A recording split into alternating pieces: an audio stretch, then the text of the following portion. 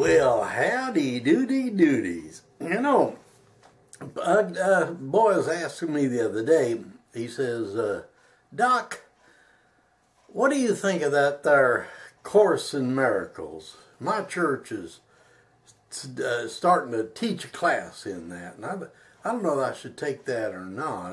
That sounds pretty far out, and you're way out, but I still like you. Well, you're right. I guess I am way out compared to that.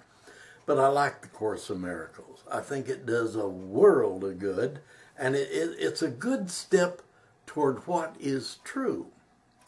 Now, my sister brought me a book, and I'm going to read to you from it because it makes me very happy when I see people finding out things. They start slow, like you do with the Course in Miracles, and you learn about forgiveness, which, honest to God, is the highest form of love you can have.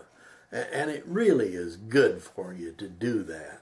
But this old boy that wrote this book here, he called, I guess you might call him an inner space communicator, because he was really getting into somewhere most people wouldn't, but he does have some truth in it.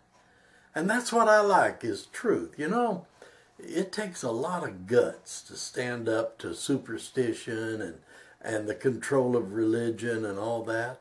But it's all there, and it's plain as a nose on your face if you just take the time to look about it. Now here he's talking about Jesus and how the church teaches that God sent him as a blood sacrifice to suffer and die on a cross as a way of vicariously atoning for people's sins. Now here's what he wrote, and I like this, and I want you to listen to it and maybe even study it. I'll tell you the name of the book. It's The Disappearance of the Universe by Gary Renard. Not everything in it is as good as it should be, but it's still good reading. Okay. And he says, after you get that idea about the blood sacrifice, there's another big problem.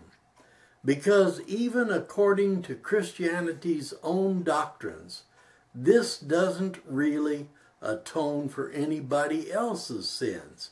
If it atoned for people's sins, then that would be the end of it. Problem solved.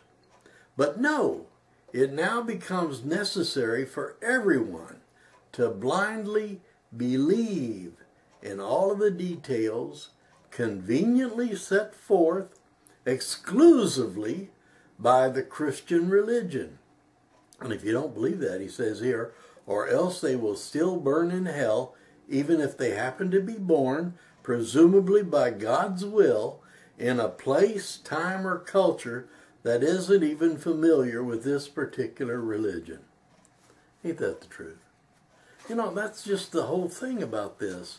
Religion has put their own rules and regulations, and they've made up stories. I hate to say that, but they're made up. Jesus never ever said that you had to believe in him. He did say you should follow his teachings and believe in his word, because that was important.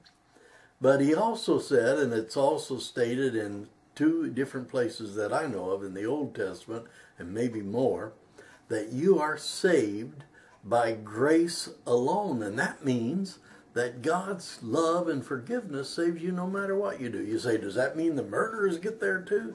Eventually. You know, that's the whole thing about this. We're here to learn, we're here to grow spiritually, and to become God-like, and that's a fact. You know, I'd implore you to be strong enough and smart enough to investigate these things and look into them for real. Decide what's right and what's true for you. You don't have to accept everything. I don't want you to be burdened with believing something. I want you to learn and know something. And that's what this is all about here at the Winchester Cathedral.